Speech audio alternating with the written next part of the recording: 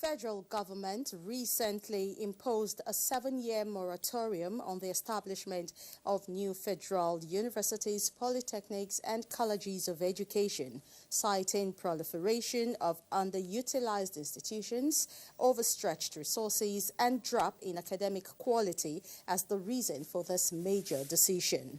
Minister of Education Tunji Alause announced this while briefing State House correspondent after the Federal Executive meeting in Abuja. The minister stated that the bold move became necessary because it has become important that these tertiary institutions' capacity needs to improve in terms of quality and resources. The moratorium, the federal government believes, will usher in streamlined concentration on how to improve declining infrastructure and encourage potential investors. However, this move will not affect application and establishment of private higher institutions, but the rules of applications will be more stringent. So, on Panorama today, we shall take a look at the implications of this development and at the schools of thought in Nigeria that believe Nigeria does not need new universities but improve the capacity of existing ones gaining traction. Stay with us for more on this.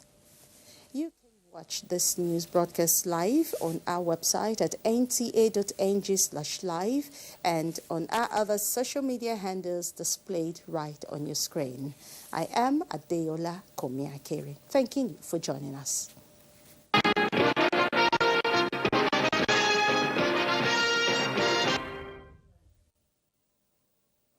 Nigeria and Brazil have taken a major decision to reinforce their bilateral cooperation with agreements signed in 5 major areas of collaboration. President Bola Tinubu and his Brazilian counterpart Luiz Inácio Lula da Silva both expressed readiness to grow their relationship for the prosperity of both nations. State House correspondent Musbal Dan Wahab reports. The Brazilian government deployed full military honors for the arrival of the Nigerian leader at the Palácio do Planalto, the Brazilian presidential office. Every step of President Bola Tinubu was aiming higher at a more strategic relations between two countries of similar features, hoping for a greater future together.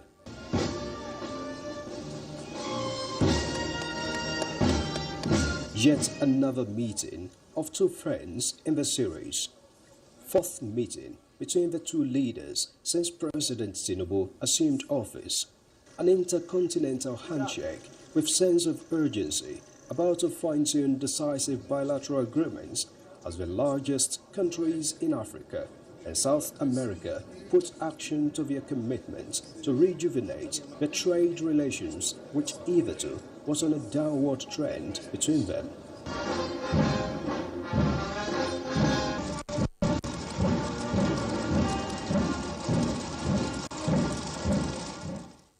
A private meeting and then a bilateral one between the two teams culminated in signing of agreements on 5 areas. These include aviation, capacity building of diplomats, political consultation on bilaterals of common interest, cooperation on science, technology and innovation, as well as cooperation between banks of agriculture of both countries to promote trade and investment. We've elevated this promise to the path of reality, as you've seen in the various MOU already signed. Today, we are fighting and working hard to bring our sovereignty to the level of expectation that we as a nation, an African nation, the most populous country, the most dynamic country, Nigeria, to share with Brazil what we need to share among each other. Technology transfer, economic renaissance that will be beneficial to the two countries. Let Brazil continue to widen the opportunity for us to embrace Africa.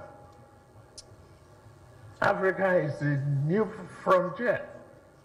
Focusing on technology and knowledge transfer in manufacturing, leaders believe their countries will henceforth harness their resources to grow their economies and peoples. If we can mitigate all problems and eliminate, repair and make the business transparent and support our aviation industry, it will blossom. And aviation will propel additional opportunity for business to grow, culture to succeed, and everyone to benefit. Brazil has an obligation to help the African continent achieve the same development we have achieved here.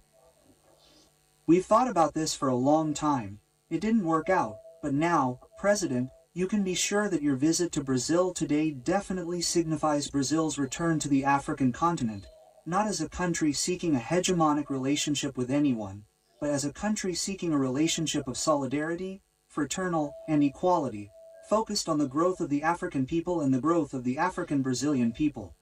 With the commitment serially demonstrated by both leaders and agreement signed in key areas, they expressed belief that the partnership will grow to an enviable level amongst the Committee of Nations. In Brasilia, Musbal, Nanwahab, NC News. The Minister of Defense, Mohamed Badaro Abubakar, has held a high-level bilateral meeting with his Brazilian counterpart, Mr. Jose Mochio Monteiro Filho, in Brazil to strengthen defense relations and advance defense industrial cooperation, maritime security in the Gulf of Guinea, among other defense-related issues. During the meeting, on the sidelines of President Bola Ahmed Tinubu's visit to Brazil, the minister underscored Nigeria's commitment to the full implementation of a Nigeria-Brazil Defense Agreement signed on the 24th of June 2025, describing the agreement as a strategic instrument for expanding collaboration, deepening technology transfer, and building industrial partnerships. He stressed that sustained cooperation in maritime security, counterterrorism, and defense industrial innovation aligns with President Tinubu's renewed hope agenda, which places national security and self-reliance at the core of Nigeria's development strategy. Both ministers agreed to establish a structured defense dialogue framework to ensure continuity, accountability, and tangible outcomes. Still on defense, the Chief of Army Staff, Lieutenant General Olufemi Oluyede, has assured that the Nigerian Army will continue to do more to secure not only states plagued by banditry and insurgency, but the entirety of Nigeria's territory. This assurance was made during an operational visit to Katsina State. Our Haliru reports. The Katsina State government acknowledged the support of the Nigerian armed forces in the ongoing onslaught against banditry and kidnapping, which has led to the recent success in rescuing victims and eliminating bandits' enclaves in the state. The visit of the Chief of Army Staff was to convey collective condolences to the state for the loss of lives recently, which he described as sad and unfortunate. He also sought to synergize efforts to address the challenge of ending banditry and insurgency while seeking for more support from the state government and people of Katsina State in areas of intelligence gathering. Because the fact is that we're just fighting our own people. That is the truth. The enemy is within, and it's important for us to push out these enemies of state and see how we can deal with them decisively.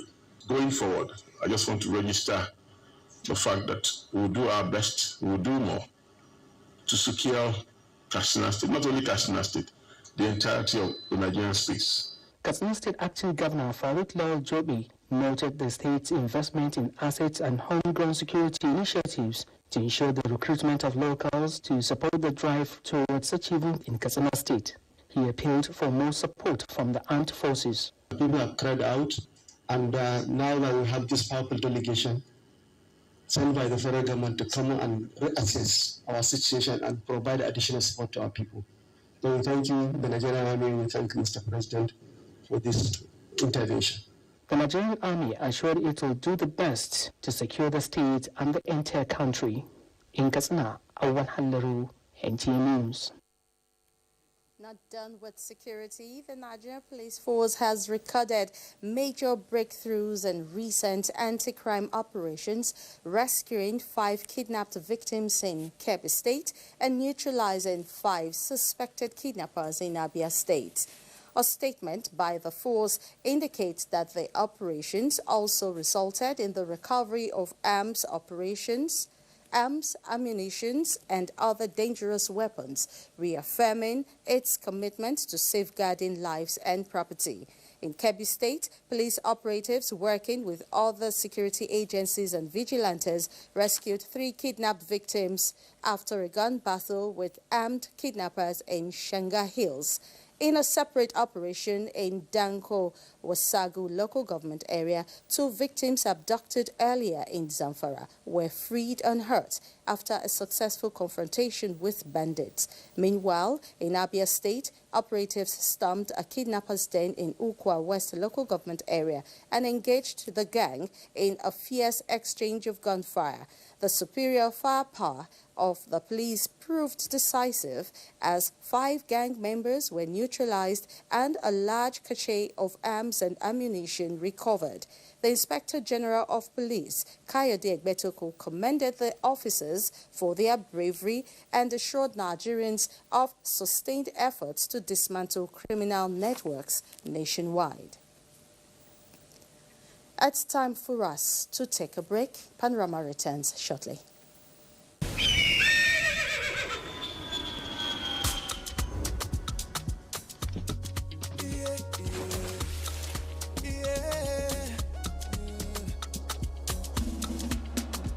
From the Atlantic across the savannah to the Sahara, we rise, a land of the free, we know they tire. We dream great, our spirit is undying. Resilient, rooted like palm tree, we sway in colors, with undoubted demand. We make solutions, we ignite passion, yeah. Ethnicity is unique, we have more than just a nation. We are Nigeria, strengthening unity, we know they carry lives. We are Nigeria, together live the dream of a land with great destiny. We are Nigeria. I am the real Nigerian. Brought to you by the National Orientation Agency, NOA.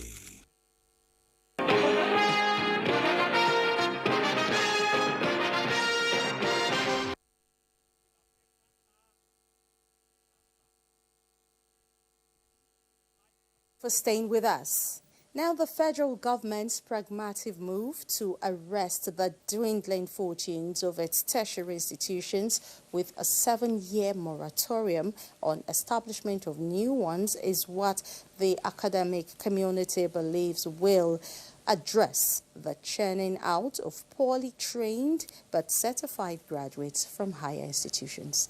Larry Belay will tell us more.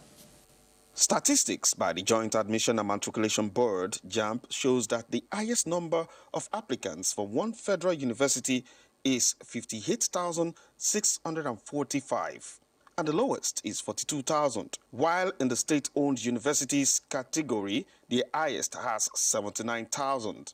Sadly, in some federal polytechnics and colleges of education, there is no application at all. Data shows there is a gradual drop in enrollment in federal institutions, which is attributed to frequent strike actions, outdated infrastructure, lack of adequate staff, and dwindling funds. Private and some state-owned universities are benefiting from the dwindling fortunes of federal universities that are once the pride of the nation. We're talking about public funds here. We're talking about global standards. We're talking about global quality. We're talking about global benchmark. And we're talking about the point of takeoff. So it's important that this decision is taken so that we do not set up institutions just for the purpose of political patronage. It is important that we look at posterity. It's important that we look at institutions that are set up to develop individuals and develop manpower, develop human resources and human capital and intellectual capital. With 63 federal universities, 42 federal polytechnics, and 58 federal colleges of education, channeling resources into upgrading the facilities in the next 7 years is what the federal government is doing to address the churning out of ill-equipped graduates. What the government have done is what ASU has been clamoring for all along, and thank God that the government have heard what ASU has been saying and decided to toe that line. And what actually informed that was the fact that when they realized that this last JAM, this year 2025 JAM, they realized that there's a university that doesn't even have up to 10 candidates applying to them. So of what use is, establishing more universities? For the federal government, the 7-year moratorium is a pragmatic step to rein in overstretched funds for these higher institutions that can improve their capacity and in the long run encourage potential investors. In Lagos, Larry Bileyi, NTA News. To discuss more on federal government's 7-year moratorium on establishment of new federal tertiary institutions, I have with me Mojid Alabi, award-winning journalist and President Education Writers of Nigeria. Thank you for joining us on Panorama. Thank you for having me. Okay, now, just give us, a brief reaction from the academic community on this development. Yeah, thank you very much. Just a few days ago, the Academic Staff Union of Universities met in Sokoto for their NEC, where they commended the federal government for heeding its call, which had actually been over a decade, where the union has been insisting that the government should look into the proliferation of universities in Nigeria. And so the 7-year moratorium, though a welcome development, but not enough to actually address the challenges in the system. Now, how will this affect federal, tertiary institutions administration? Yeah, the problem is this. We have always had this, and I could recollect that as far back as 2011, I did a report on the proliferation of universities and why the existing institutions must be developed. That report actually won me the Nigerian Media Merit Award Education Reporter of the Year. And what were we saying? We had insisted long ago that we had institutions in this country that are enough to accommodate more students than we currently have. How? When you go to, let's say, University of Nigeria, or you go to Ahmadu Bello University. Ahmadu Bello University in Zaria is one of the biggest, in terms of landmass, biggest universities on the continent of Africa. You go to University of Ilorin, you have about 16,000 hectares of land there. You go to Obafemi Awolowo University, it's about 13,000 hectares of land. So, but because of the politics of education in Nigeria, you see every region, every state, every local government want to have public university. And that has been the major problem. Even the establishment of private universities, we have not been sincere to ourselves. So it takes the boldness of the government to want to actually do this. But we must also say that we shouldn't stop at just 7 years. We need to go back and look at how do we address even the existing ones. Recently, we have a new, they just appointed a new vice chancellor for Federal University of Earth Sciences in Survey in Zamfara State. And you realize they don't have students yet. People say, how do you address the issue of the number of university or admission candidates? The challenge is is the simplest thing to address. Most of the new universities that are being created, how many candidates can they even take? 50, 200, 300. That is not enough. It is not enough. Yeah, and that is why the government must try as much as possible to go beyond this moratorium to be able to address the challenge. We have over 300 both private and public universities in Nigeria, more than enough to address our concerns. Okay, Majid, on the part of the higher institutions, how can they, use this hiatus, to encourage potential investors? Yeah, it is not about potential investors. When you look at it, you first of all carry your burden. There is no investor that is going to give you money for infrastructure. No way. There is no investment that is going to come over to build certain things for you. It is in the area of capacity development. But when the infrastructure is not there, how do you attract any investor? You need to, first of all, show interest, show capacity, show capability, and that is when you are going to attract investors. Some institutions are actually doing that, but it cannot be enough. The government must be able to adequately fund institutions. And even if you say these institutions, they are not enough, the question you should ask is, where are even the lecturers to teach in those institutions that you want to create? The ones that are already there, they are not enough. So what we need to do is to ensure that the government itself look inward to be able to address some of these issues of underfunding, must be able to address issues of frequent strikes, must be able to address issues of terrible curriculum. These are issues that we must be able to tackle before we can attract attention globally. Okay, thank you, Majid. But one last, question we would like to put forward to you at this time. What do you think those said that they're going to make, even private universities' applications more stringent? What more measures do you think they should put in place for the federal existing tertiary institutions to make sure that they are at par with their global counterparts? The challenge in Nigeria is that we believe more in individuals and not institutions. The conditions to set up private universities or public universities are already there, but nobody is following those conditions. You realize that recently 9 new additional private universities were actually established. These private universities are not, go and check most of the private universities. The few, about 170 something of them that we have, go and check them. So if you look at them, how many of them have the quality? Less than 10% of them. And we can count them.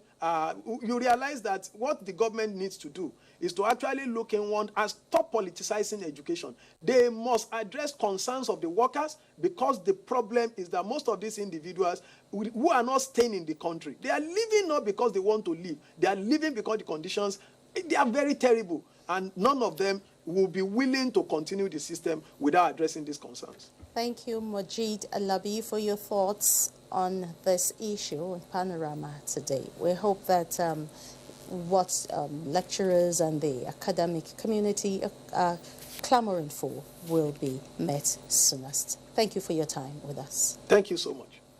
Okay, moving on now. The Secretary to the Government of the Federation, Senator George Akume, has reiterated the commitment of President Bola Tinubu towards improving the standard of education in the country, stating that education remains the cornerstone of his administration. Speaking during a courtesy visit by a powerful delegation from the Eternal Sacred Order of the Cherubim and Seraphim, led by its prelate, Baba Ladura David Bob Manuel, in Abuja, the SGF highlighted President Tinubu's achievements in education. He noted that his tenure as the executive governor of Lagos State, President Tinubu successfully returned missionary schools to their rightful owners despite stiff resistance for better management of the schools. Akume also mentioned the introduction of a Nigerian Education Loan Fund, NEL Fund, which provides eligible students with interest-free loans to access higher education. He commended the efforts of religious bodies in providing education, healthcare, and fostering peace and unity among their adherents, and assured them of the government's readiness to partner in strengthening peaceful coexistence and national development. The prelate of the Eternal Sacred Order of the Cherubim and Seraphim, Baba Ladura David Bob Manuel, expressed solidarity with President Bola Tinubu and assured the government of their readiness to collaborate towards the actualization of the renewed hope agenda. Now let's join Olumide Guntola for sports. We begin from Jos, where Ekemeren Kanen Gladoja reports that the Nigerian Basketball Women's League Phase 2 Savannah Conference dunks off with electrifying games. Air Warriors lost to Custom 64 to 69 points after 59 points apiece in regulation time. Titans triumphed over Arm Warriors 70 to 40 points, while Plateau Rocks lost at home 46 to 58 points to Royal Aces. We came out here with full force. We actually prepare and we're ready. We're ready to top the group.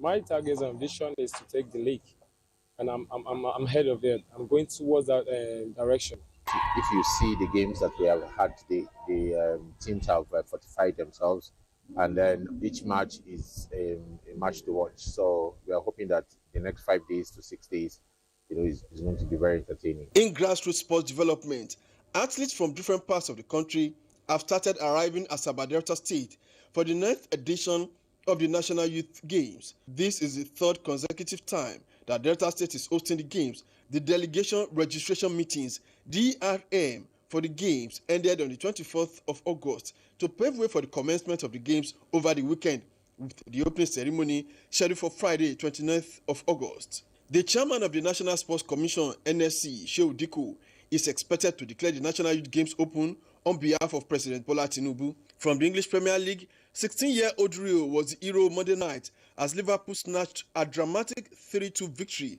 over Newcastle United in a pulsating Premier League encounter at St James's Park.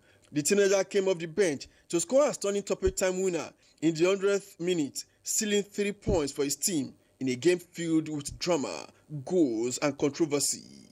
With sports update, Olumide Eguntola, NT News. And sports updates concludes Panorama that came to you live from the Lagos Network Center of the Nigerian Television Authority. I am Adeola Komiakere, thanking you for spending this time with us and hoping you join us for more programming on the network service. Enjoy the rest of your day.